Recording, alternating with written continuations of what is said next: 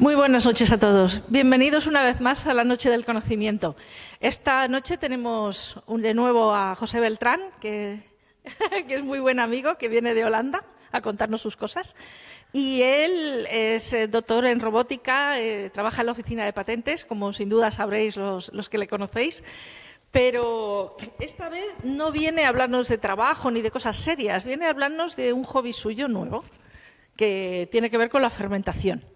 Bienvenido. Gracias. Buenas a todos.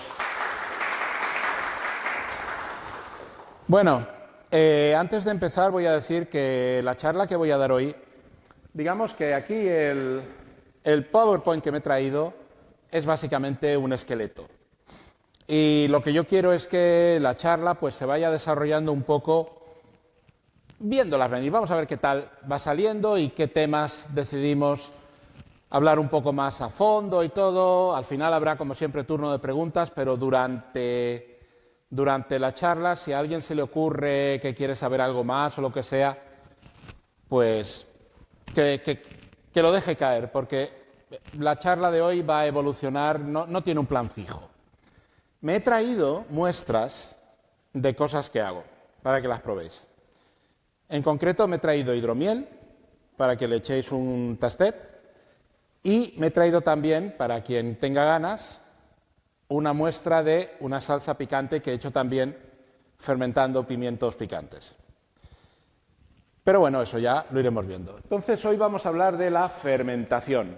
Hobby entretenidísimo, que me permito recomendar, y que la verdad es que yo lo encuentro que es, por un lado, como ya he dicho, es entretenido, por otro, despierta en ti un cierto interés por lo que comes, despierta en ti un cierto interés por exactamente qué es lo que estoy metiendo en mi cuerpo, te permite, de hecho, preparar cosas que, aparte de estar muy ricas también, tienen tendencia a ser razonablemente sanas, y es un mundo absolutamente gigantesco. ¿Qué quiero decir con eso? Cuando la gente oye hablar de la fermentación, pues lo primero que le viene a la mente es cerveza, vino, probablemente el pan y no mucho más.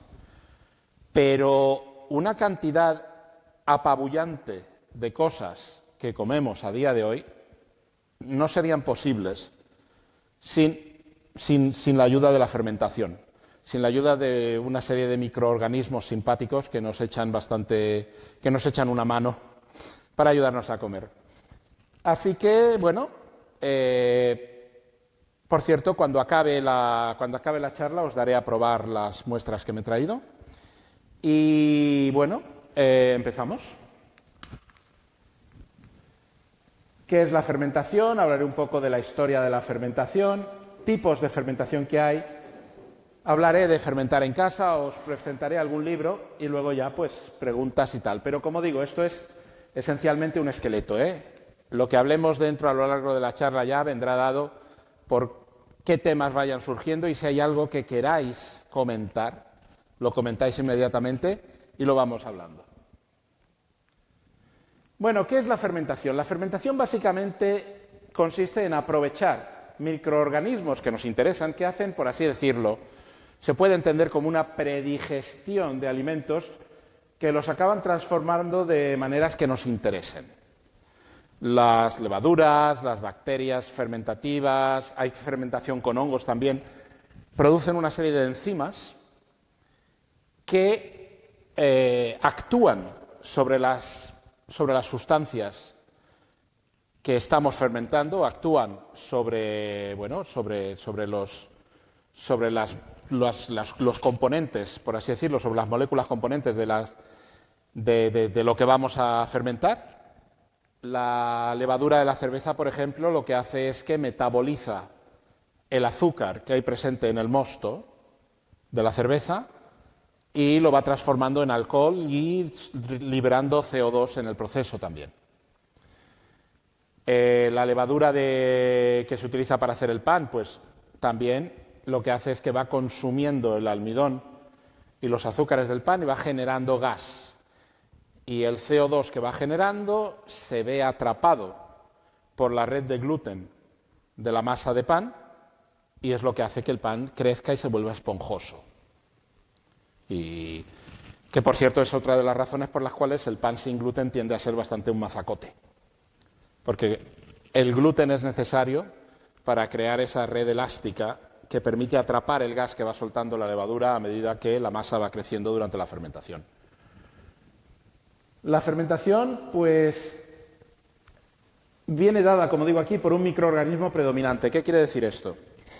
Quiero decir que cuando te pones a hacer fermentación, cuando te pones a fermentar alimentos, tienes que asegurarte de que lo que vaya a haber en el alimento que estás fermentando, el microorganismo o las cepas de microorganismos que van a actuar ahí, sean las que tú quieres. Entonces lo que tienes que hacer es asegurarte de que esa sea la cepa predominante, de que esos sean los microorganismos que estén en su inmensa mayoría presentes ahí.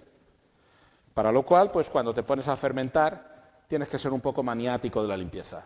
Lo tienes que esterilizar todo primero, tienes que hacerlo todo con la mayor limpieza posible y en el momento en el que ya tienes preparado, por ejemplo, que estás haciendo cerveza, tienes que tener limpio y desinfectado el recipiente de fermentación, tienes que estar preparado, hierves el mosto. Bueno, el mosto, luego explicaré un poco cómo se va haciendo lo de la cerveza, es un proceso complicadillo, pero tienes un mosto que está a una cierta temperatura. El mosto, cuando ya ha hecho todo el proceso con una serie de enzimas presentes en la malta de cebada que convierten almidón en azúcares, ese mosto caliente lo echas en el recipiente de fermentación, esperas a que se enfríe hasta una temperatura en la cual la levadura no vaya a morir, que suele ser unos 35 grados. En ese momento echas toda la levadura que vas a utilizar para eso y lo más rápidamente posible cierras el recipiente de fermentación y le pones la trampa de agua para que no entre aire de fuera y puedan salir gases producidos por la fermentación. Es importante hacer eso, ¿por qué? Porque un producto alimenticio que está siendo sometido a las acciones de microorganismos se convierte en un campo de batalla entre diferentes especies de bacterias y diferentes especies de microorganismos que están ahí. Y a ti te interesa que la batalla la gane el microorganismo que tú quieres. Por lo cual tienes que tener el terreno preparado, habiéndolo desinfectado de antemano, habiéndolo esterilizado. Puedes hacerlo, por ejemplo, si tienes recipientes de fermentación no muy grandes, los puedes pasar por el lavavajillas al programa más caliente que tengas. Una vez hecho eso, y tienes que hacer un poco la coordinación de lo que estás haciendo para que tarde lo menos posible en llevarlo a cabo, tienes los productos que vas a fermentar, tienes tus recipientes esterilizados, lo echas todo allí dentro, haces las preparaciones adecuadas y lo sellas. Entonces, ¿cómo te aseguras hoy en día de que vayas a tener la fermentación que te interesa? Te compras tu levadura seca en un sobrecito, preparas tus 10 litros, por ejemplo, de mosto para hacer cerveza y en el momento de empezar la fermentación echas el polvo de levadura seca, lo mezclas bien, lo cierras y lo dejas allí. En tiempos antiguos, ¿cómo hacían eso? Ahí ya era un poco más al azar. Solamente se descubrió que las levaduras tenían algo que ver con la fermentación. Eso solo se descubrió en 1857. Lo descubrió Pasteur. Pasteur fue el primero que se dio cuenta de que había una relación entre la presencia de ciertos tipos de levaduras y la fermentación del vino. El vino, hasta entonces, pues podía estropearse fácilmente. Resulta que hacías una tanda de vino y te salía mal. Estaba impotable, aquello no había quien se lo bebiera, nada. Y eso se debía a que lo que había ocurrido es que en vez de tener las levaduras que te interesaban para fermentar aquello como a ti te interesaba, había habido una invasión de bacterias que habían hecho lo suyo, habían producido, ¿cómo se llama esto?, desechos que no te interesan, que dan mal sabor al vino, tal, en fin. Fue solamente Pasteur el que empezó a darse cuenta de que había una relación causal entre la presencia de ciertos tipos de levadura y la fermentación que nos interesa. Entonces, como digo, antes de que descubriéramos cuál era esa relación, ¿cómo te las arreglabas? Pues, por ejemplo, los sumerios lo que hacían cuando tenían que hacer cerveza, los sumerios tenían, quien hacía cerveza entre los sumerios tenía sus vasijas mágicas, que eran pues el equivalente de lo que sería una ánfora de barro, que si echabas allí el mosto para hacer cerveza, te salía cerveza buena. Si intentabas hacerlo en otras vasijas, no te salía, pero en esas sí. Y entonces, pues, era la vasija mágica. Y si en algún momento tenía alguien que viajar de una ciudad a otra, se llevaba sus vasijas. Y si tenían que ponerse a hacer más cerveza, lo que hacían es que rompían la vasija mágica y metían los trozos de la vasija mágica en vasijas nuevas. ¿Cuál es la razón de que esas vasijas funcionaran? Pues porque resulta que en los poros del barro tenías allí almacenadas, tenías allí instaladas levaduras, llamémosle así, buenas. Y en el momento en que ponías el mosto en esa vasija, pues tenías ya de entrada un montón de levadura de la que a ti te interesa para que hiciera su trabajo con el mosto de la cerveza. Y si tenías que hacer más, ¿qué hacías? Cogías la vasija mágica y metías los trozos de la vasija en otras vasijas, con lo que estabas, por así decirlo, sembrando la levadura que te interesaba en vasijas nuevas, que cuando hubieras hecho aquello un par de veces, pues ya habría colonizado las paredes de la vasija nueva, la levadura que a ti te interesaba, y a partir de ahí, pues hacer la cerveza en esas vasijas. Eso lo interpretaban como que la vasija era mágica y al hacer este procedimiento transmitía sus propiedades mágicas a otras vasijas.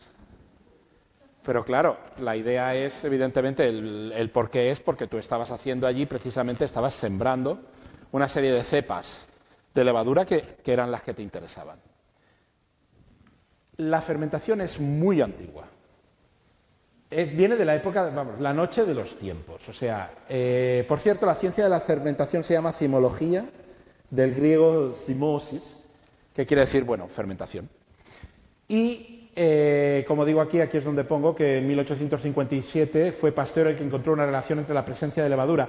Y en 1897 este señor, que era un microbiólogo alemán, demostró que la fermentación la producían una serie de enzimas de la levadura, que eso le valió a este hombre el premio Nobel en 1907. Entonces, probablemente la fermentación fue descubierta por pura casualidad, en la noche de los tiempos. Aún a día de hoy hay animales que agarran unas cogorzas impresionantes yendo a buscar fruta fermentada. Y es muy probable que algún antepasado australopiteco nuestro hiciera lo mismo.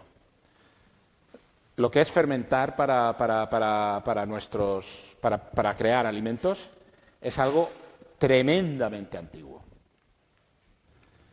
Y probablemente la fermentación se descubriera porque alguien tenía muchísima hambre. Te topas con algo que piensas que a lo mejor está un poco podrido y si no tienes nada más que comer vas a ir a por ello.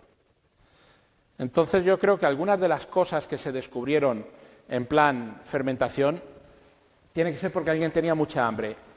Estoy pensando, por ejemplo, en la casaba. La casaba, que es la raíz de la cual se hace tapioca. La casaba tiene una cantidad de compuestos de cianuro en la raíz bastante seria. La raíz de casaba en crudo no es comestible. Para poder comer casaba y para poder convertirla, para poder extraer de ella la harina con la que haces tapioca, tienes que hacer un proceso de fermentación primero para que los compuestos de cianuro desaparezcan o se reduzcan lo suficiente como para que no te hagan daño. ¿Cómo se puede haber descubierto eso? Porque el proceso en sí no es precisamente sencillo. Yo me imagino que allá X no sé cuántos mil años atrás, evidentemente la raíz de casaba, las poblaciones aquellas la conocieran como algo que mejor no tocarlo, pero Algún día alguien que debería estar muerto de hambre se topó con una raíz de casaba medio podrida y dijo, bueno, de perdidos al río. Y descubrió que no le pasaba nada. Entonces ahí entiendo yo, es lo que yo me imagino. Esto de científico no tiene nada, pero es lo que yo me imagino, que en algún momento a alguien le pasaría eso y decidió, ostras, igual si esto yo puedo reproducirlo, igual podemos comernos esta cosa que nos vendría bastante bien en situaciones de hambruna. Y con el tiempo se va refinando y a día de hoy tienes un proceso que involucra poner la casaba a remojo, luego de hacerla secar al sol, hacer una serie de cosas, y eso te permite convertir la casaba en algo comestible. Otro ejemplo de fermentación similar es el hauken, que es una cosa que hacen en Islandia para poder convertir la carne de tiburón en algo comestible. La carne de tiburón de Groenlandia está absolutamente saturada de compuestos amoniacales. Aquello no hay Dios que se lo coma. Bueno, pues los islandeses, supongo que a base de prueba y error, acabaron descubriendo un proceso de fermentación que permitía convertir la carne del tiburón de Groenlandia en algo semicomestible. Porque yo lo he probado y sabe a rayos, pero no te va a envenenar. Tienes que coger la carne del tiburón, la tienes que poner durante 3 meses en una playa cubierta de piedras y dejarla allí durante 3 meses al sol para que aquello fermente, luego la tienes que coger, la ahumas y la secas. Y sí, se puede comer, no te vas a morir, no te va a envenenar, pero tienes que tener mucha hambre para comerte eso. Muchísima. ¿Vale? Hay muchos productos alimenticios, de hecho, que para poder consumirlos hay que fermentarlos, porque si no, o son tóxicos. Aquí tenemos una pregunta.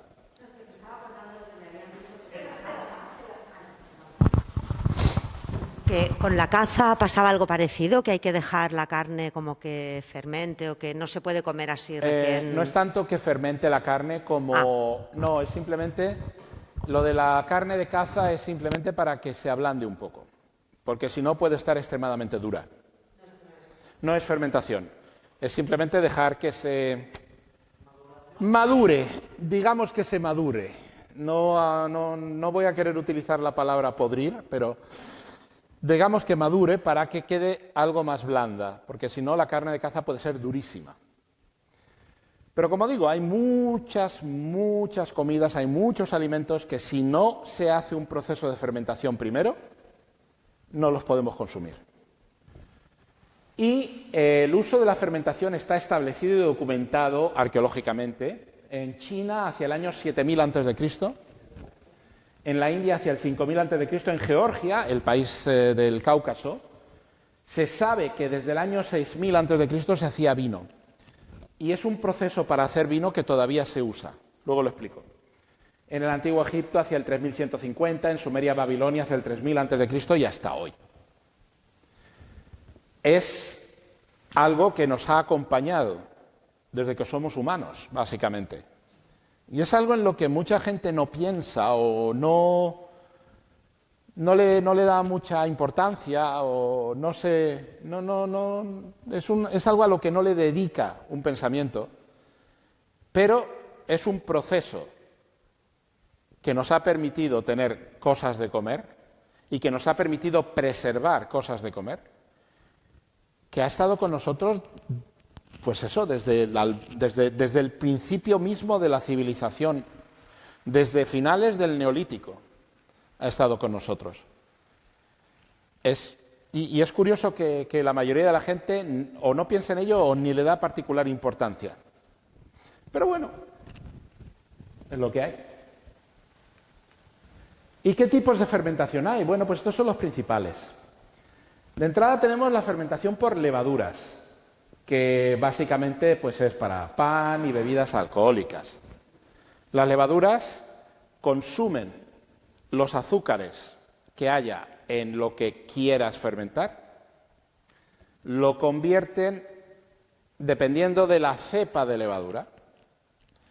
Hay cepas, hay especies de levadura que generan más alcohol y hay especies de levadura que antes que ir más a por los azúcares van un poco hacia los almidones y lo que pasa es que su metabolismo genera mucho gas carbónico, mucho CO2. Las levaduras para generar bebidas alcohólicas son las del primer tipo, las levaduras para hacer pan son las del segundo. Entonces, como he explicado antes, para hacer el pan lo que nos interesa es tener una red de proteína elástica, que es el gluten del trigo, que permita atrapar el gas que van soltando las levaduras a medida que van haciendo su trabajo, que es lo que genera la esponjosidad y la miga del pan y lo que hace que el pan pues sea mucho más agradable de comer que una masa de pan ácimo de harina y agua. Y las de bebidas alcohólicas, la levadura para bebidas alcohólicas, Saccharomyces cerevisiae es la básica, es la levadura de cerveza. Hay un montón de levaduras y de cepas que se usan a día de hoy para producir bebidas. Hay cepas que están más especializadas, más orientadas a hacer vino, hay cepas que están más orientadas a hacer sidra, hay cepas que están más orientadas a hacer cerveza. Y las levaduras que se utilizan para la fermentación alcohólica, lo que suele hacerse es que se las pone a fermentar y se las deja allí, que vayan acumulando alcohol, hasta que han producido suficiente alcohol como para matarlas.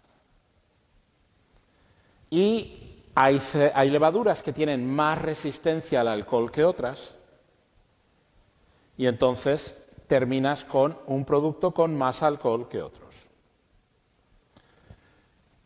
Aquí puedo hacer un poco de... ¿Qué me pasa? Perdón, aquí. Aquí podríamos hacer un poco de explicación de cómo se van haciendo, de cómo hacer diferentes bebidas alcohólicas si a alguien le interesa oírlo.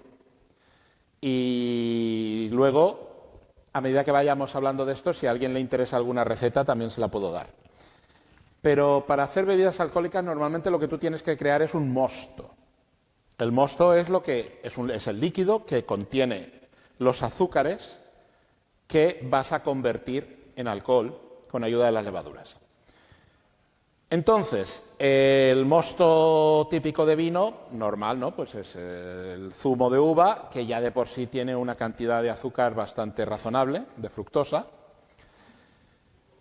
Y originalmente, en tiempos, lo que se hacía era mezclar los ollejos del vino con el mosto, porque la uva tiene levaduras naturales en su piel.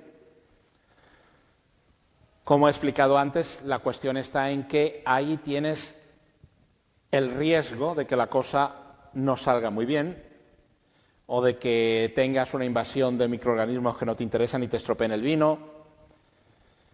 Puede ser un poco aleatorio. A los georgianos, que he mencionado antes, les salía el vino muy bien. ¿Por qué? Porque utilizan vasijas de barro enormes que están enterradas con la boca a nivel del suelo y donde ponen ahí a fermentar el vino. Son vasijas en las que han ido fermentando vino una y otra vez en la misma vasija durante mucho tiempo y termina produciéndose el fenómeno que mencioné antes de los sumerios, que terminas cargando de levaduras los poros de la vasija de barro, con lo que ya te aseguras de que vas a tener una fermentación controlada y que vas a tener la fermentación que te interesa. Pero a día de hoy, evidentemente, tú lo que haces es que buscas la levadura que te interesa, buscas la especie que te conviene, la cepa que te va a dar el resultado que buscas y te encargas de inundar el mosto que vayas a fermentar con eso. Y, bueno, ¿qué tipos de bebidas? Bueno, a ver, he hablado del vino, que se hace a partir de zumo de uva, la sidra, con zumo de manzana o de peras o de frutas en general. la hidromiel, que se hace simplemente mezclando miel con agua. Y los vikingos hacían su hidromiel básicamente mezclando la miel con el agua y tirando el panal dentro, porque el panal también tenía levaduras salvajes. Puede ocurrir que, como he dicho antes, como ahí ya no tienes mucho control sobre qué levaduras estás poniendo, puede salirte bien, puede salirte mal. Y la cerveza es un caso interesante, porque de la cerveza os podéis preguntar, ¿de dónde sale el azúcar para poder hacer el alcohol que tiene la cerveza luego? Pues para preparar el mosto de cerveza tienes que coger la malta germinada, la trituras, la metes en agua, la calientas pero no la hierves, la calientas hasta una temperatura determinada, a partir de la cual empiezan a funcionar ciertas enzimas presentes en la malta que se activan a partir de determinada temperatura. Entonces tú lo que estás haciendo es que estás activando una serie de amilasas que son enzimas que te convierten el almidón presente en la malta de cebada y te lo convierten en azúcares. O sea, son enzimas que básicamente desenganchan el almidón y lo convierten en azúcares sueltos, que sabéis que el almidón es básicamente una combinación de moléculas de azúcar que están juntas. Entonces, una vez ha pasado un cierto tiempo a esa temperatura que he mencionado, que pones a unos 50 grados primero, luego unos 70 grados, cuando ha pasado un cierto tiempo y ves que el mosto se espesa, y si quieres probarlo notas que está dulce, entonces el mosto ya está preparado, lo único que tienes que hacer entonces es enfriarlo. El mosto en sí, como lo has calentado, va a estar estéril. Normalmente cuando haces cerveza mínimamente en serio, lo que utilizas es un serpentín alrededor de la vasija donde vas a poner el mosto para irlo enfriando rápido y estar listo para echar la levadura cuando el mosto alcance la temperatura adecuada para no matar las levaduras que le eches, pero intentando reducir al máximo el tiempo durante el cual bacterias presentes en el aire puedan colonizar el mosto y jodértelo. Una vez hecho eso, lo tapas, le pones la trampa de agua para que pueda salir el gas carbónico producido y no entre aire de fuera, y a fermentar. La preparación del mosto de la cerveza es interesante porque está clarísimo que eso ha sido un proceso de prueba y error. Yo he hecho cerveza siguiendo una receta que aparece en una tableta sumeria, que es el himno a Ninkasi. Ninkasi era la diosa de la cerveza, los sumerios tenían una diosa de la cerveza, y en un himno, en una tableta, viene descrito cómo hacer la cerveza. Y es fascinante, porque no se parece en nada a cómo hacemos la cerveza hoy. Bueno, seguimos, que si no aquí yo me enrollo. Dime. Perdón. ¿Funcionó? Sí, funcionó, salió un producto bastante potable. Tengo una pregunta. Tengo oído que la cerveza se inventó como una manera de conservar los cereales y que de hecho en origen la cerveza no era una bebida sino una especie de puré. ¿Es cierto? La cerveza originalmente, bueno, y aún a día de hoy la llaman pan líquido.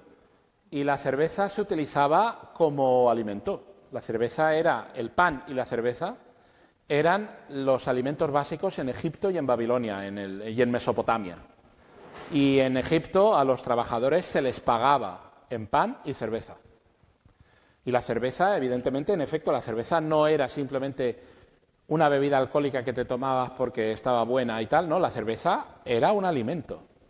La cerveza era, de hecho, casi podría decirse que era uno de los alimentos básicos en esas civilizaciones. Y más que algo para preservar cereales, yo creo que es más bien para una cantidad de calorías dada, hacerlo en forma de cerveza creo que ocupaba menos volumen que hacerlo en forma de hogazas de pan. Entonces eran calorías más fácilmente transportables. Las calorías más concentradas. Algo así. Calorías más fácilmente transportables. Bueno, seguimos. Luego tenemos fermentación por bacterias de ácido láctico, que son las responsables de los encurtidos, el chucrut, el kimchi, el pan de masa madre, los yogures y el cacao. El chocolate es otra comida que necesita un proceso de fermentación previo para poder hacerlo. Las habas de ¿cómo se llama esto? Las habas de cacao, de por sí,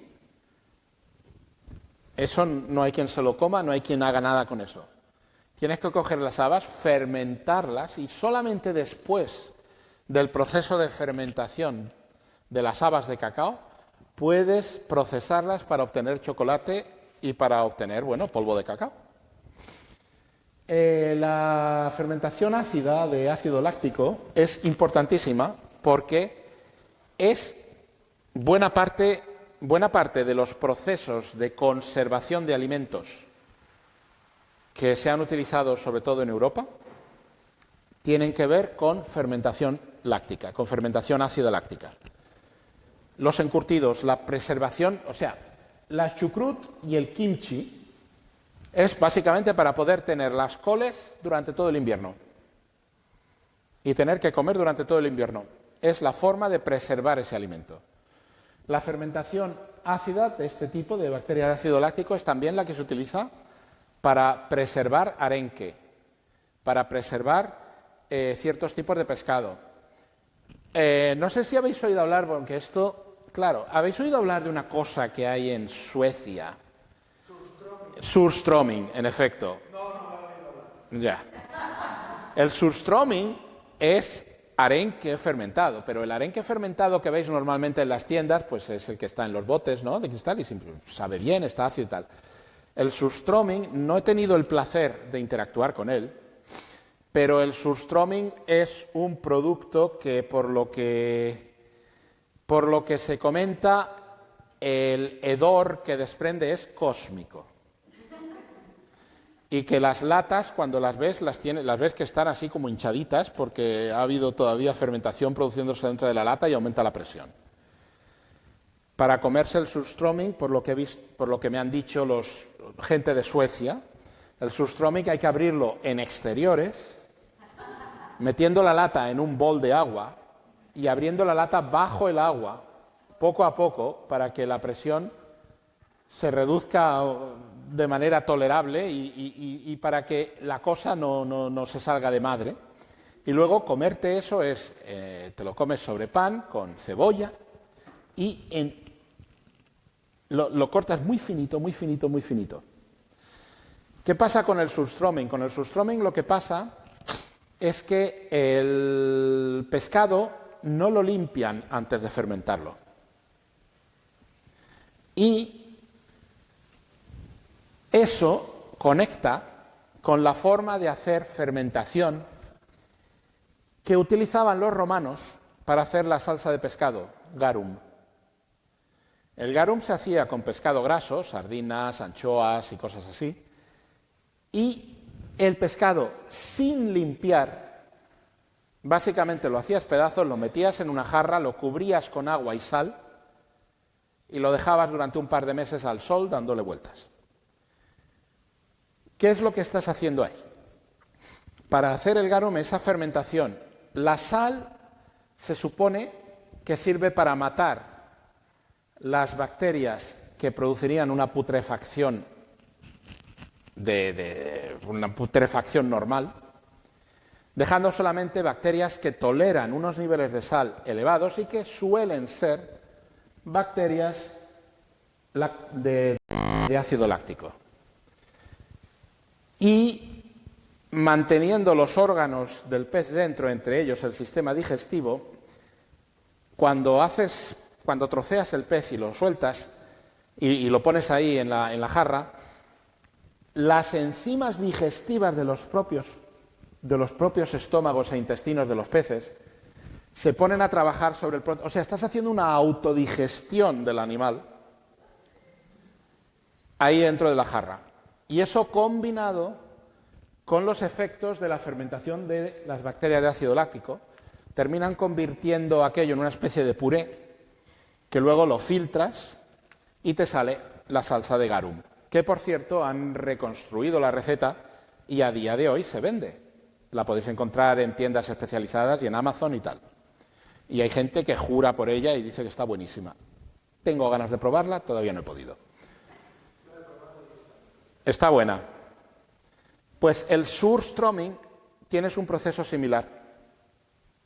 Los peces los dejas enteros, pero haces que las propias enzimas de los peces trabajen sobre el propio animal y tienes allí la salmuera que también mata a las bacterias que no te interesan, deja solamente las bacterias de ácido láctico y las deja por allí fermentando y preservando lo que tienes ahí con el ácido que van produciendo. Lo que pasa es que es una fermentación que no es tan extensa como la que tú tienes normalmente con los arenques, por eso apesta, huele fatal. La leyenda habla de que allá por la Edad Media unos mercachifles un tanto caraduras habían intentado hacer barriles de pescado para fermentar, para preservar, no lo hicieron bien. Hostia puta, esto está fatal, esto apesta, bueno, se lo colocamos a alguien que no entienda mucho, se lo vendieron a unos en un pueblo allí perdido en Suecia y se fueron sin la intención de volver. Y un día por casualidad se encontraron con alguno de sus ex clientes, los mercaderes en cuestión pensando, hostias, nos van a matar a palos, pero los otros fueron y les dijeron, oye, traednos más de eso que está bueno. Esa es la leyenda que habla de cómo apareció el surströmming por primera vez. Luego tenemos fermentación por bacterias de ácido acético, que básicamente es para hacer vinagre. Son bacterias que cuando haces vinagre, no sé si alguna vez habréis visto vinagre, llamémosle así, natural, vinagre de sidra natural o de vino completamente natural, y veréis que en el fondo tiene como una especie de moco, de cosa ahí rara. Eso es lo que llaman la madre del vinagre, que es una colonia de bacterias, que es la que convierte el alcohol en vinagre. La fermentación por bacterias de ácido acético, aparte de para hacer vinagres, no se usa para mucho más. No es particularmente... A ver, es importante porque el ácido acético, el vinagre es muy importante culinariamente hablando, pero no tiene la variedad de cosas que tú puedes hacer con las otras bacterias o con los otros sistemas o métodos de fermentación. Luego tenemos el Scooby. No es Scooby-Doo, es Scooby. Es una colonia simbiótica de bacterias y levaduras. ¿Qué es esto? Esto es para hacer kombucha o kefir. Para hacer el kombucha o el kefir lo que tú tienes es una cosa que parece como una especie de... Es una especie como de cosa blandurria así, que parece como una lámina de algo, que tiene una textura como de corcho, y es una simbiosis, es una estructura simbiótica de bacterias y levaduras en una matriz de celulosa. Creo recordar que son las bacterias las que producen la celulosa que sirve de armazón y las levaduras las que viven ahí y hacen su trabajo. Entonces un SCOBY tú lo pones para hacer kombucha, haces té, le pones azúcar y le metes el SCOBY. Y eso te va fermentando los azúcares, los va convirtiendo en sobre todo en CO2 y gracias a las bacterias que tienes ahí, las bacterias van metiendo un poquitín de ácido. Pasado un tiempo te sale el kombucha, que el kombucha es una bebida ligeramente acidulada, con burbujitas, y que ha ido acumulando también bastantes nutrientes, cortesía de todo el trabajo de las bacterias y las levaduras que han estado allí, pues eso, comiendo azúcares y soltando productos de desecho que son los que a nosotros nos interesan.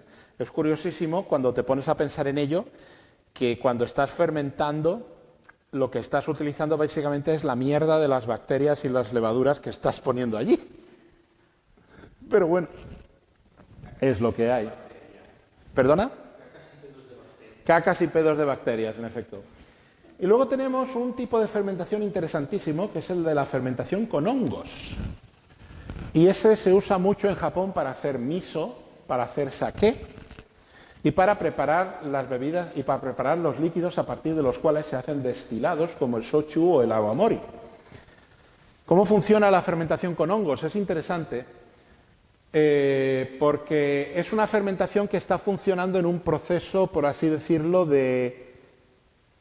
¿cómo diríamos eso? Como de fabricación continua. Pero eso lo voy a describir un poco más adelante cuando lleguemos al punto, porque ahora vamos a ir una por una los diferentes tipos de fermentación y hablar un poquito de ellos. La fermentación por levaduras, como he dicho, es para hacer el pan, la bollería, la cerveza, el vino, la sidra, lo que he hablado antes del uso de vasijas en la antigüedad, y aquí hablo de una cosa que se llama barm en la Edad Media. Que el barm es una palabra en inglés que a día de hoy sobrevive en la expresión barmy. Cuando dices de alguien que es barmy, estás diciendo de esa persona que está un poco loca, que está un poco atontoliná, que no parece tener mucho aquí. ¿De dónde viene esto? Pues barm es básicamente la levadura que se utilizaba para hacer cerveza inglesa. La famosa que hablan de la cerveza caliente, en realidad no es que la cerveza esté caliente, es que te la tomas directamente, como quien dice, del tanque de fermentación sin haberla enfriado primero. Entonces, el barm era básicamente la levadura que utilizaban, que sería el equivalente casi de masa madre, que simplemente agarrabas aquello, lo echabas en el tanque de fermentación allí y a que trabajara y fuera creciendo también y se fuera multiplicando y tal. Que en muchos pueblos, sobre todo en Inglaterra, las mujeres iban a la cervecería local, donde hacían la cerveza para el pueblo, y le pedían al cervecero que les diera un puñado de barm para hacer el pan. Básicamente, barm es un tipo de levadura que equivaldría casi a lo que sería una masa madre. Lo que pasa es que el proceso de fermentación usando barm era absolutamente aleatorio. Te podía salir una cerveza buenísima o te podía salir una mierda. Entonces de ahí viene el uso de barmy para decir de alguien que no sabes por dónde te va a salir. Y quiero hablar aquí un poquito como trivia de la ley bávara de pureza de la cerveza, la primera ley en el mundo que intentó garantizar que a la gente le iban a dar algo que fuera realmente lo que se estaban comiendo o bebiendo. O sea, ley de pureza de alimentos, la primera, si no una de las primeras que se hizo en el mundo en 1516 y que a día de hoy todavía está vigente en Alemania. En Alemania, para poder llamar a algo cerveza, solamente puedes haber utilizado agua, cebada y lúpulo. Bueno, y la levadura que le pongas. Pero no puedes haberle añadido ningún ingrediente extra, ni puedes haber hecho nada con esa cerveza que no haya sido simplemente fermentarla con una levadura y sin haber hecho ningún proceso más. Si no es así, en Alemania tú a eso no lo puedes llamar cerveza. Y es una ley que se aplicó en Baviera en 1516 y se extendió a todo el territorio alemán en 1907. Y es, como digo, de las leyes de pureza de alimentos más antiguas que se conocen, si no la más antigua. Ya expliqué antes cuál es el proceso de hacer el mosto para la cerveza. Y con el pan, podría hablar aquí del pan de masa madre, pero es que el pan de masa madre, más que utilizar levadura, utiliza levadura y bacterias. Que por eso, el pan de masa madre tiene tendencia a ser un poquitín agrio. Cuando tú tienes fermentación bacteriana, la fermentación bacteriana siempre termina añadiendo toques ácidos. Siempre terminas con algo de agror en lo que has preparado. Y con la fermentación láctica lo que pongo aquí es que a menudo lo que haces es que coges los alimentos, vegetales por ejemplo, preparas una salmuera y la salmuera lo que hace es que mata básicamente todas las bacterias que no te interesen, excepto algunas cepas que sí nos interesan y que son las que producen una fermentación láctica. Las bacterias van generando ácido láctico, que el ácido láctico te sirve como conservante, perdón. El ácido láctico te sirve como conservante y también van un poco cambiando, en ese ambiente cambia un poco la textura y, digamos así, la textura de los alimentos que has puesto a conservar. Para hacer con fermentación láctica, pues son los encurtidos, todos los encurtidos que se os ocurran son con fermentación láctica. El kimchi y la chucrut, fermentación láctica. Los arenques en salmuera, fermentación láctica. La fermentación láctica es una de las más importantes a día de hoy para un montón de alimentos. La fermentación con levaduras es probablemente la más importante, sobre todo por el pan, que es un alimento básico para medio mundo. Pero en lo que a variedad de alimentos fermentados se refiere y, por así decirlo, la gama de cosas que puedes fermentar, como la fermentación láctica, poco. También te sirve para hacer yogur. El yogur se hace con lactobacillus, que generan ácido láctico y son los que también te predigieren un poco el yogur, te descomponen la lactosa. Después tenemos aquí encurtidos, que lo he mencionado antes. Después tenemos lo que he dicho, la chucrut y el kimchi. El pan de masa madre también utiliza fermentación láctica.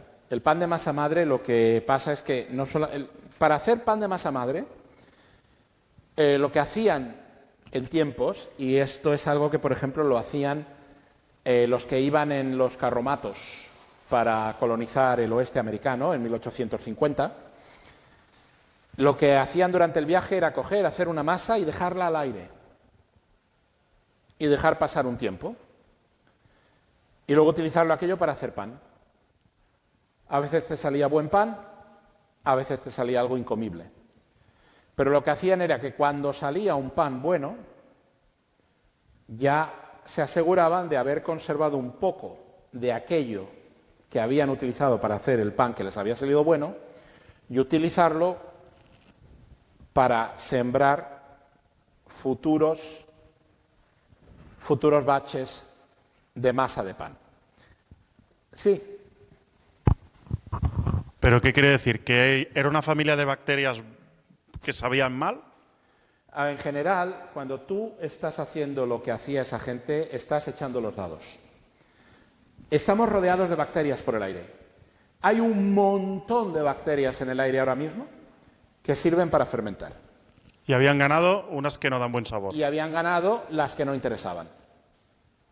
Porque, como he dicho antes, una fermentación es un campo de batalla. Entonces, lo que te interesa es que ganen las que a ti te convienen, que son las que te hacen un pan que sepa bien. Pasa para allá. Sí, perdona. Has hablado del pan que se hace con masa madre y luego de un pan que se hace con otro tipo de fermentación, Sí, ¿no? simplemente que se puede hacer pan con masa madre o hay pan que lo puedes hacer simplemente echando un sobrecito de levadura. El sobrecito de levadura controlada, que sabes exactamente cómo te va a salir. El pan de masa madre tiene la gracia de que no solamente lo estás fermentando con levadura, sino que lo estás fermentando también con bacterias. Y entonces te da un perfil de sabor diferente. Sí. Tengo entendido que de hecho es en Egipto donde tenemos el primer registro de pan que no es plano y seguramente sea precisamente por la masa madre algún pan que se hayan dejado olvidado ahí y haya provocado el Fuera fermento. algo así, en efecto, probablemente fuera algo así. El hambre. Que alguien se dejó, que estaban haciendo lo típico que es una masa de pan ácimo y alguien se la dejó olvidada o lo que fuera y no lo vamos a tirar. Vamos a ver qué sale de aquí y resulta que estaba bueno. O sea, es algo así.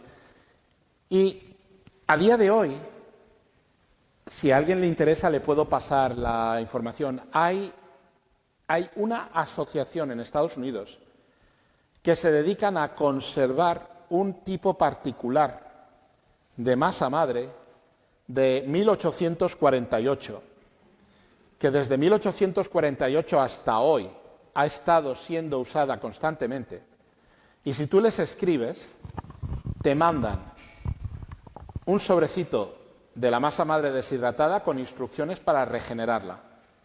Y puedes seguir haciendo ese pan. Ese pan es directamente de lo que he dicho, que era una señora en un carromato que dejó la masa al aire para que se inoculara y le salió un pan de maravilla.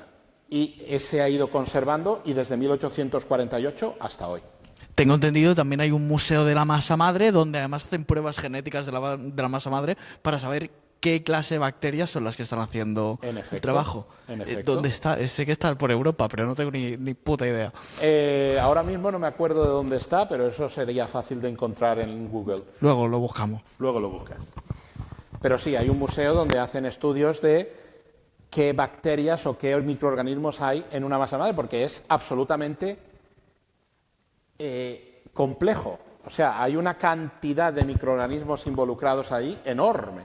Tira. Sí, al lado de mi casa hay un horno de estos centenario donde hacen pan de masa madre espectacular y hay una tradición entre los panaderos que si tú pides masa madre no te pueden negar el darte un poco de masa madre para colonizar y continuar esa tradición. Exacto, para seguirla adelante. Como he dicho, si luego a alguien le interesa, les puedo pasar dónde escribir para que os manden esa masa madre de 1848 preparada, deshidratada, para que la hagáis. Yo la tengo en casa. Y funciona. Y sale muy bueno. Y además te mandan un panfletito con recetas. O sea, está muy chulo. Entonces, ¿qué iba a decir? Pues eso, el pan de masa madre. El cacao, como he dicho antes, necesita también un proceso de fermentación. Y lo que comento aquí es que hay un tipo de cerveza. A ver, normalmente, cuando haces cerveza, no te interesa en absoluto que se te cuelen bacterias. Las bacterias, cuando hay fermentación bacteriana, inmediatamente meten agror, meten ácidos. Y eso te jode completamente el gusto de una cerveza. Pero hay unas cervezas en Bélgica, las Lambic, las cervezas Lambic,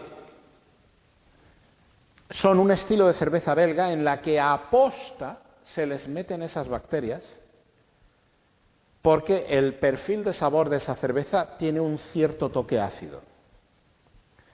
Y hay otras cervezas, sobre todo cervezas de abadía belgas, que también terminan usando fermentación bacteriana para obtener un toque ácido. Sobre todo son cervezas potentes, de las belgas potentes. Y hay una historia muy divertida.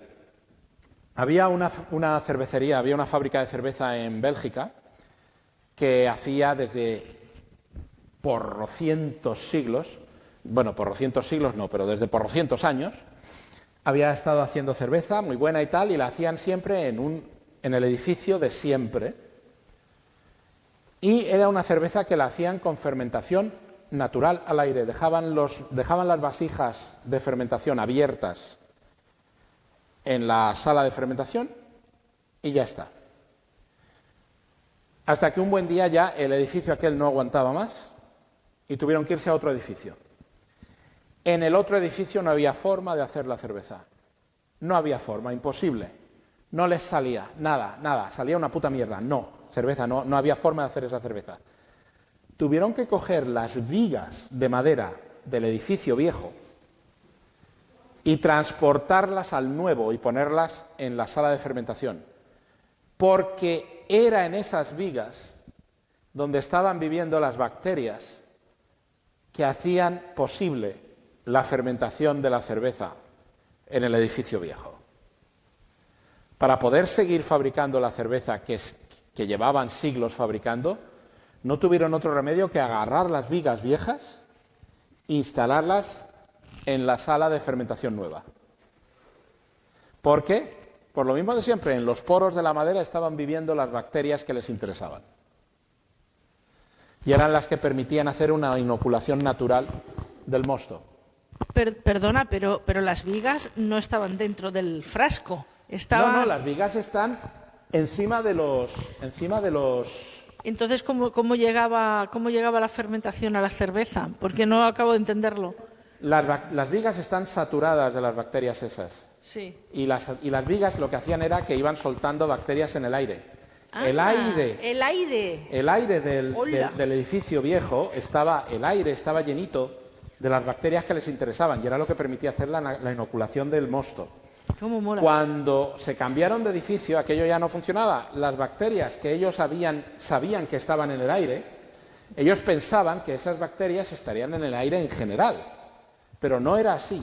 Estaban en el aire de esa habitación porque las colonias de bacterias estaban todas en las vigas. Entonces tuvieron que llevarse las vigas al edificio nuevo para poder llenar el aire de la sala de fermentación con el mismo tipo de bacterias. ¿Vale?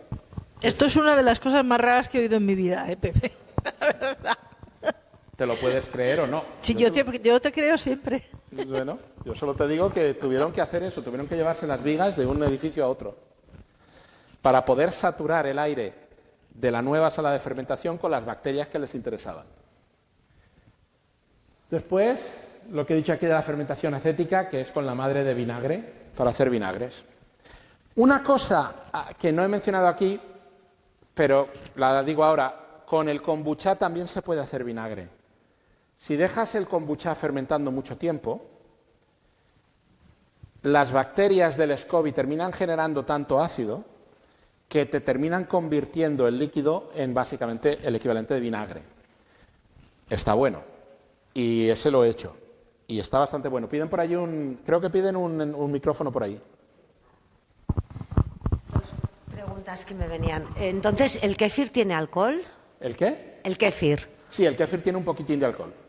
Vale, y luego, ¿el proceso por el que se hacen comestibles las aceitunas también es un tipo de fermentación o no? Sí, lo que pasa es que involucra también un montón de ataque químico utilizando sosa.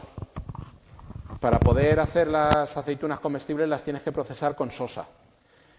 Eso yo no lo llamaría fermentación, que la sosa se carga todo.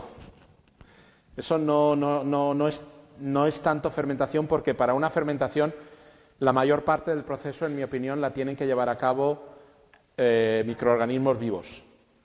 Pero el hacer las aceitunas comestibles es más un proceso químico que otra cosa.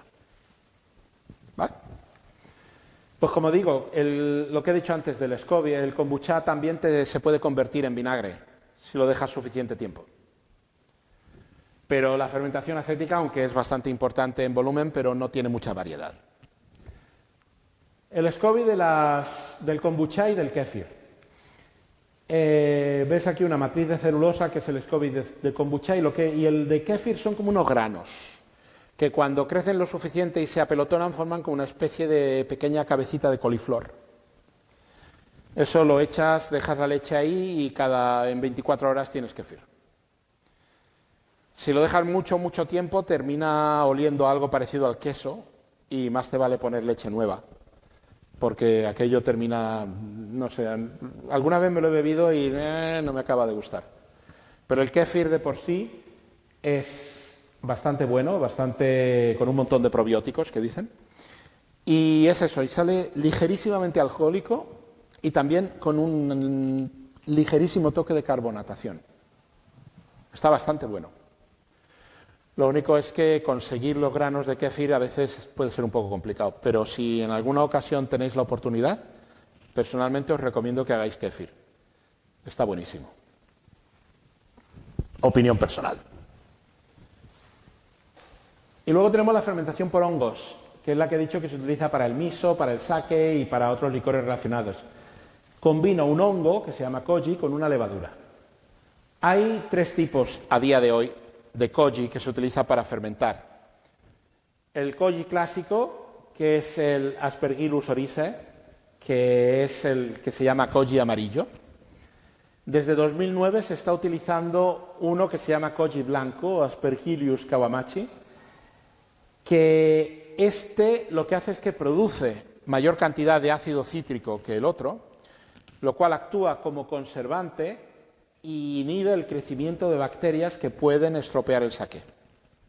Y luego desde 2022 se usa uno que se llama koji negro, que es el Aspergillus luchoensis, que es otro hongo, que lo que hace es que aparentemente da un perfil de sabor bastante interesante al sake.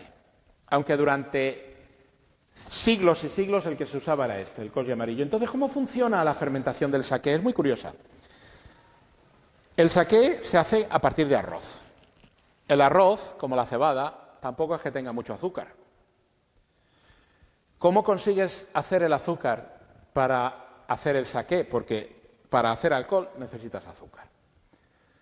Pues lo que preparas es inoculas, o sea, primero pules el grano de arroz, lo dejas bien bonito, limpio, lavado, lo preparas en unos recipientes especiales, así extendido, y los inoculas con el hongo. Y haces que el hongo crezca sobre el arroz. Y eso lo mezclas luego con un mash, que es una combinación del arroz con los hongos en agua y con la levadura, y haces allí, pues eso, una especie de mosto. Y lo que ocurre es que el hongo transforma los almidones del arroz en azúcares. Inmediatamente, a medida que ese azúcar va siendo producido por el hongo, la levadura lo va convirtiendo en alcohol. O sea, es una especie de trabajo en plan cadena de montaje, con el hongo transformando los almidones del arroz en azúcares y las levaduras convirtiendo el azúcar a medida que se va produciendo en alcohol. Sí. Había oído que en tiempos tradicionales lo que hacían era, tenían que coger a una, por algún motivo, virgen, y lo que tenía que hacer era mascar el arroz antes de ponerlo a hacer todo este proceso, y entonces ya dejar el arroz que ya había mascado, un poquito de arroz mascado, tampoco tanto. Y lo que yo había oído era que podían ser las bacterias de esa saliva lo que empezaban esa transformación. No sabría decírtelo, pero lo que yo sí sé es que el proceso tradicional de preparación del sake ha sido este que te digo desde hace como mínimo 500 años. Si aquello era una forma de hacerlo como se hacía la chicha en Sudamérica, que era también mascando granos de maíz, ahí ya no entro, igual puede ser eso también, que era un procedimiento más antiguo. Pero el procedimiento que se utiliza o que se ha estado utilizando desde, como digo, desde hace unos 500 años como mínimo hasta ahora, es el que he explicado, que es inocular el arroz con un hongo y utilizar luego una levadura para que el hongo vaya convirtiendo almidón en azúcares y la levadura vaya convirtiendo los azúcares en alcohol. Perdón. Bueno, venga, tú primero y luego él. Una cosa, yo me he quedado un poco... pero las levaduras son hongos también, ¿no? ¿Qué diferencia hay? Las levaduras taxonómicamente son hongos, pero... Pues yo creía que se dividían en mohos y levaduras. Pues llámalo un moho si quieres. Esto sería moho. Sí, llama al Aspergillus oryza, llámalo un moho si quieres. Vale, porque, por ejemplo, lo blanco del brie y lo blanco del fouet, a mí me explicó alguien, algún cocinero, esto que era el mismo moho, que era un moho y que era un moho comestible. Sí. Entonces, ¿trabajan de distinta manera los mohos y las levaduras? Aparentemente sí. Y en este caso trabajan de manera muy diferente. El Aspergillus oryza es el moho que convierte almidón en azúcar y la levadura es la que convierte el azúcar en alcohol. Interesante, sí, sí. Bueno, yo le he llamado hongos. Sí, bueno, pero... son hongos. Yo lo digo porque cuando tú haces un análisis microbiológico, bueno, aquí hay otra química, no sé si tiene algo que decir. Entonces, tú miras por un lado bacterias y por el otro mohos y levaduras, que es la parte de hongos y que crecen juntos. En vez de por donde pone hongos, leed mohos. Vale. Mea culpa. No pasa nada. Siguiente Aclarado. pregunta. José, entonces, acabamos comiendo el alimento procesado, procesado por el organismo, más el organismo. Claro, pero normalmente el organismo cuando te lo comes ya está muerto. ¿Por? Pues piensa, por ejemplo, en el pan, tú has metido el pan en el horno, te has cargado toda la levadura. Sí, pero adentro. yo que sé, un kéfir o cosas de Bueno, estas. en un kéfir tomarás parte del... Piensa que, por ejemplo, en un kéfir y en el kombucha, las bacterias y las levaduras están en su inmensa mayoría en una matriz celulósica, en una matriz que las mantiene en su sitio. Entonces, sí, ingerirás alguno, pero no vas a estar ingiriendo grandes cantidades. Sí, pero en todos los procesos de fermentación que ha intervenido el bicho, Sí. el hongo, como buenamente en Mo. Al fin y al cabo, ¿es despreciable lo que acabo comiendo? Suele ser despreciable porque hay procesos de filtrado, hay procesos de... Piensa una cosa, por ejemplo, cuando haces una bebida alcohólica, tú fermentas aquello hasta que la levadura se muere. Porque la no levadura, queda, entonces, porque no queda alimento para él, ¿no? Sí, hasta que hasta que ha generado suficiente alcohol como para matarse. No se suicidan, simplemente pues terminan destrozando su medio ambiente hasta que generan condiciones en las que no pueden vivir. Pues El como hombre si no es el primero que hace eso, entonces. Como ¿no? si no limpiaran El hombre no es el casa. primero que hace eso. Como si no limpiaran casa, ¿no? Sí. Entonces, lo que pasa es que las levaduras se mueren cuando tienes suficiente proporción de alcohol. Tú puedes obtener vinos dulces utilizando levaduras que no tengan una excesiva tolerancia al alcohol y entonces la levadura genera el alcohol que puede generar hasta que se muere, pero todavía queda azúcar por procesar. Te sale un vino dulce. Las levaduras, una vez muertas, lo único que pasa es que esperas hasta que se pose. Hay levaduras que una vez muertas se van al fondo y hay levaduras que una vez muertas flotan. Pero cuando sacas el líquido de la vasija, que normalmente lo haces con un sifón, puedes evitar tener que andar cogiendo muchas levaduras de esas, que impartirían un poco de mal sabor al producto final. En el pan, cuando pones el pan en el horno, estás matando todas las levaduras que hubiera allí. En productos como el kombucha o el kefir, habrá alguna célula viva que se cuele por allí, pero no van a ser muchas porque están todas, en general, agarradas a una matriz. Hay procesos de filtrado, hay procesos de... O sea, mucho bicho muerto o mucho bicho vivo no vas a ingerir. Alguno, pero no mucho. Venga, más preguntas. He oído que también se puede hacer kefir en agua. ¿Cómo es posible, entonces, si el agua es...? Lo que haces es que yo el kefir solamente lo he hecho con leche. Y lo de hacer kefir de agua entiendo que es con un proceso parecido al que haces cuando haces kombucha. Que en el kombucha lo que el SCOBY metaboliza es el azúcar que le has puesto al té. Entiendo que si vas a hacer kefir de agua es porque le vas añadido azúcar y eso es lo que consume el SCOBY del kefir. Pero no he hecho nunca kefir de agua yo solamente lo he hecho con leche. Tampoco soy particularmente partidario de andar añadiendo azúcares si no tengo por qué. Sobre todo porque es a veces un poco delicado. Porque claro, lo que tienes que hacer es cuánto azúcar echas en algo para que se consuma todo y no sobre. Porque si no terminas comiendo bastante azúcar extra en lo que sea. Opinión personal, ¿vale? O sea, no toméis esto como la de un experto en encimología, que seguramente habré dicho alguna tontería, pero mi opinión personal. Entonces, como he dicho aquí, estábamos hablando del proceso por Mohs.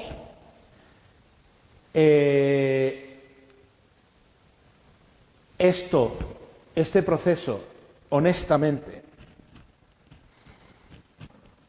no veo cómo puede haberse... Esto no tiene pinta de haber sido algo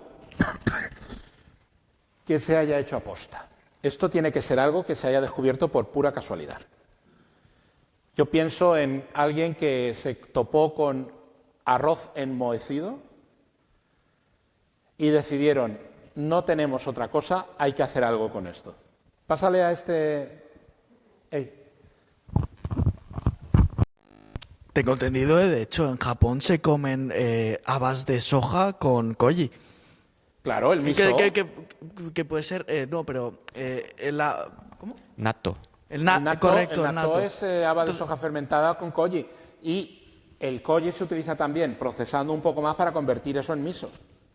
Ahí tenemos el posible origen, entonces. Probablemente, lo que pasa es Paso que estás intermedio. hablando de habas de soja, no de arroz. Pero tienes para salsa de soja, por ejemplo. ¿Perdón? Pero tienes el inicio de la salsa de soja, por ejemplo. Sí, también, pero estoy hablando del sake y de hacerlo con arroz. Todos los japoneses después, ya Sí, vamos. Bueno, yo he intentado comer natto y honestamente no he podido. Yo he intentado comer natto, pero no he podido. No, imposible. No.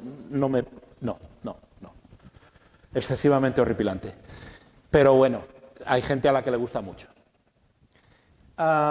Y por lo demás, pues, ahora, fermentando en casa, es mucho más fácil de lo que pensamos. Además, hay una enorme gama de opciones de lo que queramos hacer. Queremos hacer salmueras, queremos hacer bebidas, queremos hacer que si queremos hacernos nuestro propio vinagre, queremos hacer pan. Hay una cantidad enorme de cosas que podamos hacer y honestamente yo creo que es un hobby muy entretenido y que nos permite además añadir un poco de comida bastante más sana a nuestra dieta. Sobre todo, por lo menos, yo me he dado cuenta cuando me he puesto a hacer fermentación en casa, al final he tenido tendencia a ir siempre a escoger ingredientes de mayor calidad.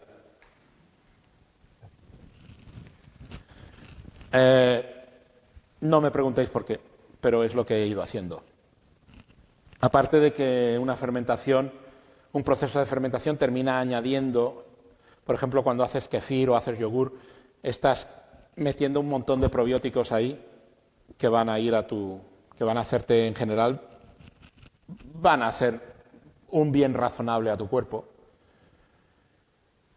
Hay una cantidad enorme de cosas que puedes hacer y que pueden añadir un montón de variedad a lo que comes y a tu dieta, y siempre vas a tener espacio para experimentar y descubrir cosas nuevas.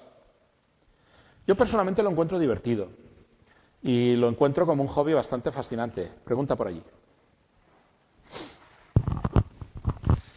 Hola, que una duda sobre la gente que desarrolla la fermentación como hobby, ¿tiende a formar comunidades o es una práctica más bien individual? Normalmente lo que terminas conectando con gente que le gusta también y lo que hacemos es intercambiar recetas o si podemos vernos físicamente, pues oye, te dejo probar este encurtido que he hecho, tú prueba ahora esta salsa que he hecho. Es agradable y puede servirte para conocer a gente con unos intereses similares, si quieres llamarlo así. Es bastante interesante. En mi opinión, el mundillo, si lo puedes llamar así, es un mundillo bastante majo, sobre todo porque, y esto es lo que tú has mencionado antes, que dices que los panaderos no se pueden negar a darte un cacho de masa madre si se lo pides. Aquí no te vas a negar tampoco a compartir una receta, a dar masa madre a alguien si la quiere y cosas así. Es bastante, yo lo encuentro agradable, lo encuentro un ambiente agradable.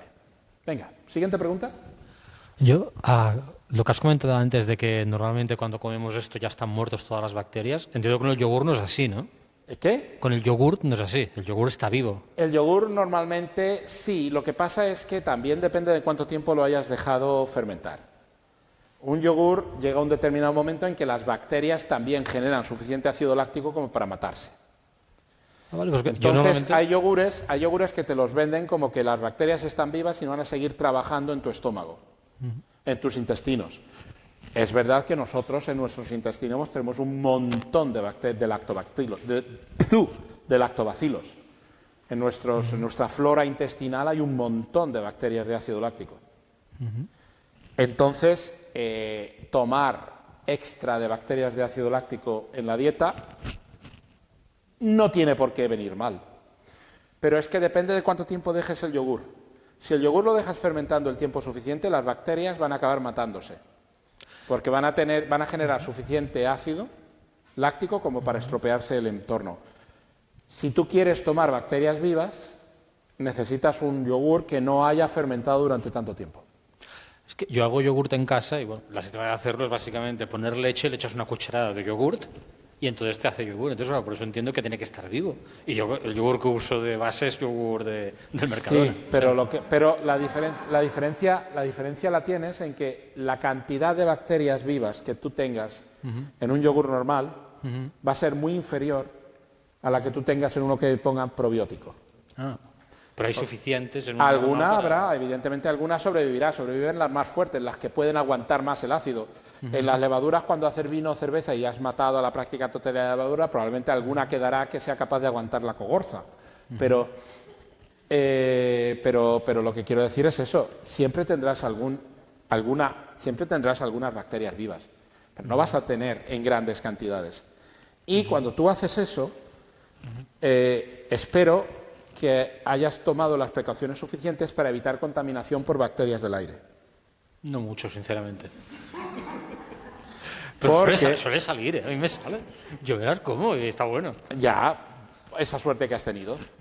Pero lo hago, coño, que lo hago cada semana, de forma continuada. Sí, lo haces cada semana de forma continuada y lo que te estoy diciendo es que esa suerte que has tenido. Y si estás utilizando tu yogur cada semana... No, siempre cojo uno nuevo.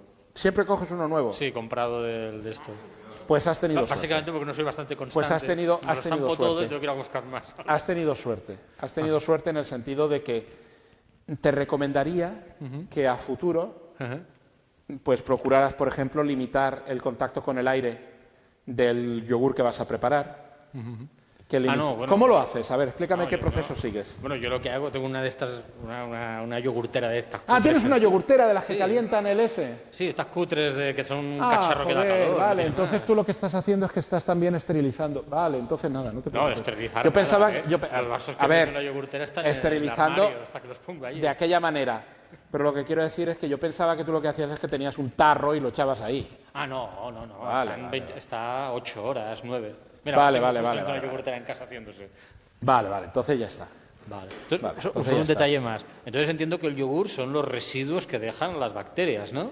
En el yogur lo que te da el ácido lo que las bacterias consumen sobre todo la lactosa de la leche y te lo convierten en ácido láctico. Entonces el yogur, el ácido que tú notas en el yogur es mierda de bacteria. Correcto. El agror del yogur es mierda de bacteria, básicamente. Y el yogur a veces es tolerado por gente que es intolerante a la lactosa precisamente porque las bacterias se han comido la lactosa. Sí, se lo expliqué a mi hijo y ya no come yogur. Venga. Yo hago yogur con cierta frecuencia, cuando me apetece. Y siempre me ha salido muy bueno. Cada vez me sale mejor. Pues eso se ve bien. Lo que hago es comprar un yogur de supermercado, lo meto en un bote con leche y le pongo un poco de nata. Lo remuevo, lo meto en el horno que ya he precalentado al mínimo. Sí, para tenerlo como a 30 grados para cultivar. Exacto, con la puerta abierta y lo dejo pues unas 15-16 horas.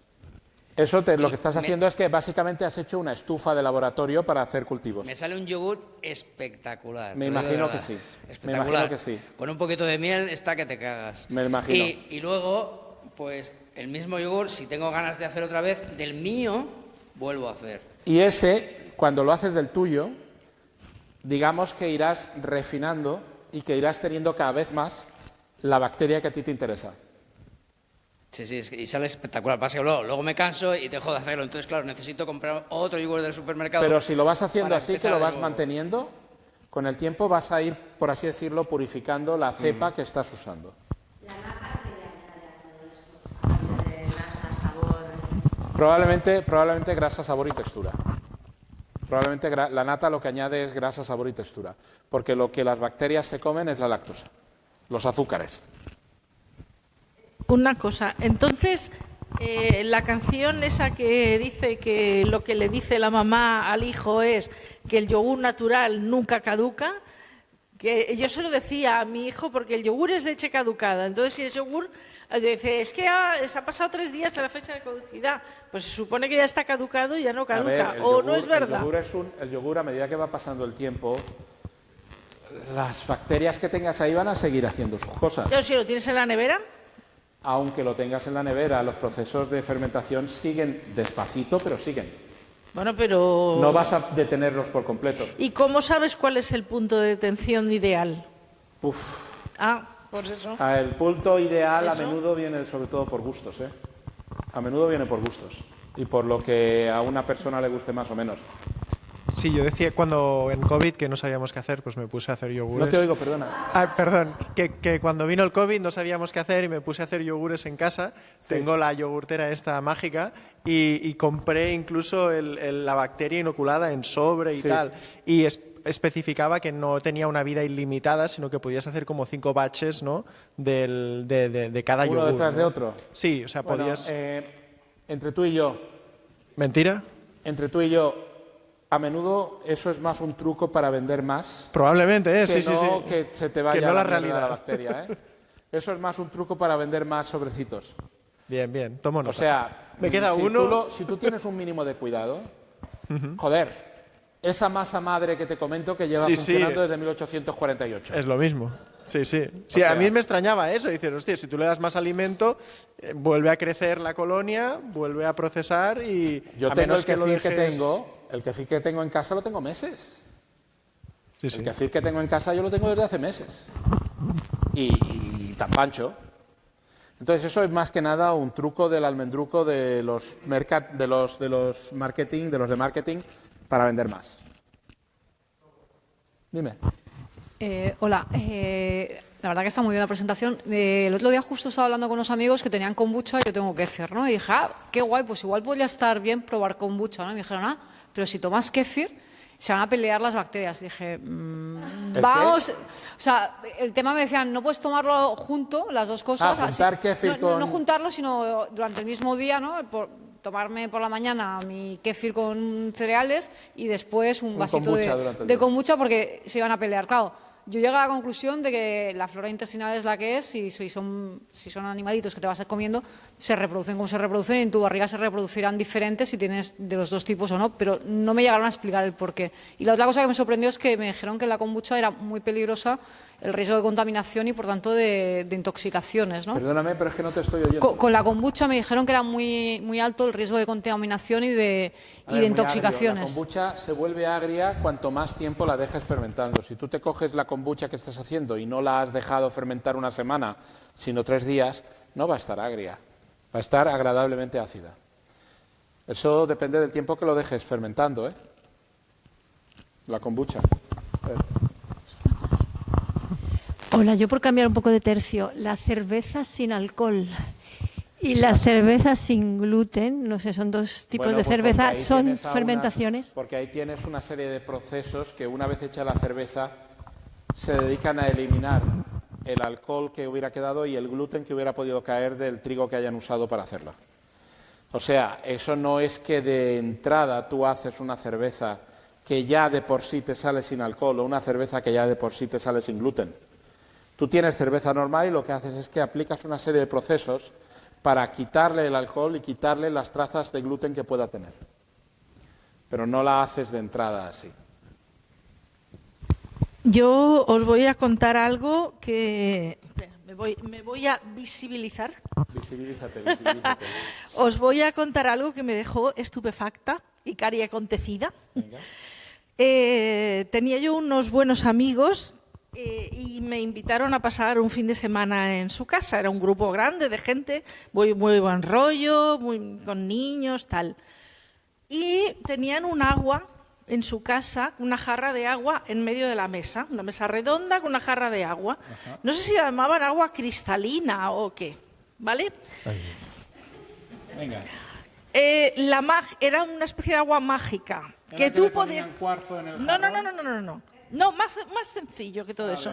Ese agua mágica era agua normal del grifo de cualquier sitio, pero tenías que tener un poquito del agua mágica anterior para echárselo y que se convirtiera en agua mágica. Y yo les dije, ¿os estáis dando cuenta de que lo que estáis criando son bacterias? Tú no sabes lo que dices, tú no entiendes. Ay, Dios. O sea, hay gente que cree en eso y creo que le llaman agua cristalina o algo así. Entonces, cuando te expliqué lo de los sumerios haciendo la cerveza, te debió venir a la mente esa historia. En cuanto has empezado a hablar, ya me he acordado del agua esa. Digo, cuanto pueda, lo suelto. Alucinante, de verdad. Joder. Gente con carrera, ¿eh? Ya. Hay de todo en este mundo. Pues sí. Hay de todo en este mundo. Bueno, ¿más preguntas? ¿Seguimos? ¿no has terminado todavía? No he terminado todavía. Bueno, pues me voy y te dejo ahí. Pero ya queda poquito, porque lo que queda me parece que ahora es la bibliografía. Y en la bibliografía os voy a enseñar un libro, que es este. Esto es la Biblia. Si os interesa poneros a hacer fermentación en casa, este libro, El arte de la fermentación, del señor Katz, es cojonudo. Es lo mejor que hay. Dime. ¿Pregunta?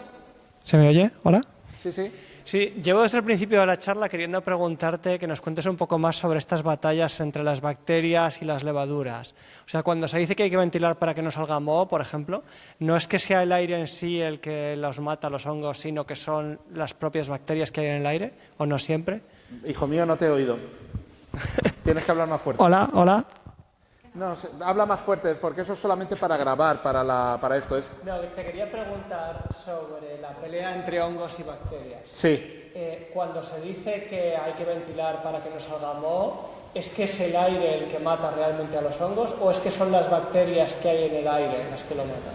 Es que el moho, para que tengas una invasión de moho, tienes que tener bastante humedad.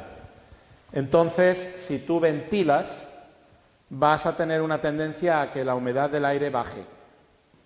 O sea, la lucha contra el moho normalmente es por los niveles de humedad que tengas en donde sea que te esté saliendo el moho. Si tú te dicen lo de abre las ventanas y ventila, no es tanto que haya por ahí bacterias dándose de tortas con el moho, sino que estás rebajando la humedad del aire. A ver, a menos que vivas al lado de una sauna, pero normalmente con una corriente de aire la humedad del sitio, de la habitación, baja. Y eso ayuda a inhibir el crecimiento de mohos. Pues como estaba diciendo aquí, este libro, si a alguno os interesa poneros a hacer un poco de fermentación en casa con fundamento, como quien dice, me permito recomendarlo muchísimo. Es excelente. Y después de esto, pues ya tocaba, pues eso, preguntas o cosas que queráis. Si alguien tiene más preguntas o alguien quiere saber más, que me lo diga. Si hay alguna pregunta que queráis hacer o algún comentario, o si alguien quiere, venga, por allí. José, cada vez que haces pan, ¿te guardas un poquito de esa Sí, muestra? Me guardo, si hago pan de masa madre, me lo guardo. ¿Cómo lo guardas? ¿Tanto tiempo? ¿Cómo se guarda tanto tiempo? No se guarda mucho tiempo, pero lo que hago es que lío el cacho de masa, lo lío en, ¿cómo se llama esto? En plástico de alimentación, lo pongo en un cuenquito y al frigo. Y lo dejo, voy a intentar hacer una hogaza nueva como mucho en 48 horas. 48 horas. 48 horas más o menos. ¿Eh? Bueno, pero es que todos los días comemos pan. O sea, todos los días comemos pan. La cuestión está en que al final, pues, me gusta hacer pan en casa. Me gusta hacer pan en casa y no me supone algo oneroso hacer una hogaza cada 2 o cada 3 días. No es algo oneroso para mí. Sí, el chocolate, me has dejado un poco descolocada con lo del chocolate. Sí, También chocolate se hay que fermenta. fermentar las habas. Las habas de cacao hay que fermentarlas. Sí. Pero el chocolate no tiene sabor ácido, ni amargo, ni nada de eso. El chocolate es amargo. Bueno, amargo, o sea, que no tiene un sabor añadido a eso. El chocolate... ¿O es para quitarle el amargor? No, El no. chocolate es para poder siquiera que las habas sean digeribles. A ver, porque las aceitunas, la sosa cáustica, se les pone para quitarles el amargor. Para quitarles el exceso de ácido oleico, en efecto. Vale. Pero el chocolate es... El chocolate es indigestible de por sí. Vale. El chocolate de por sí es indigestible. Tú lo que necesitas es un proceso previo, por así decirlo, hablando así un poco en generalidades y utilizando expresiones y diciendo cosas que no son reales pero que pueden servir para entender. El chocolate, lo que tú haces es que aprovechas los microorganismos de marras para fermentar, para hacer una predigestión del chocolate. Vale, entiendo. Para que tú puedas luego siquiera tolerarlo. Porque el chocolate de por sí, tú agarras las habas de eso, no hay quien se lo coma. Dime. Yo quería hacer un comentario que viendo tu charla, digamos, se sacan 2 conclusiones. Venga. Una, que nuestros antepasados pasaban pero mucha hambre. Totalmente. Y otra, la cantidad de delicatessens de alta cocina cuyo origen fue una mierda, vamos a tirar esto que se ha estropeado. Seguro que algo podemos hacer con él. Más o menos. No vamos a tirar esto porque no tenemos otra cosa que comer. Más o menos. Básicamente, buena parte de todas estas cosas vienen de que hay hambre y no hay otra. Otra pregunta, ¿qué son los encurtidos? Yo no sé. Encurtidos es salmueras. Ah, salmueras. Sí, lo de poner vegetales en salmuera, las cebollas en salmuera, los encurtidos que son las ¿cómo se llama esto? Los pepinillos, las banderillas, la zanahoria, así en salmuera. ¿En salmuera? Sí, salmueras, encurtidos son salmuera. Encurtidos son salmueras vegetales. Vale. Porque lo de ponerlos en vinagre, como se hace con los boquerones... Los boquerones en vinagre y tal, lo que tú estás haciendo, no estás fermentando el boquerón, estás directamente poniéndolo en un medio ácido, que ese medio ácido previene la aparición de bacterias que no te interesan. Pero tú no estás fermentando el boquerón, simplemente lo estás preservando en un medio ácido. Vale. ¿Algo más? Pues si no hay más preguntas, señoras y señores, ha sido un puto placer.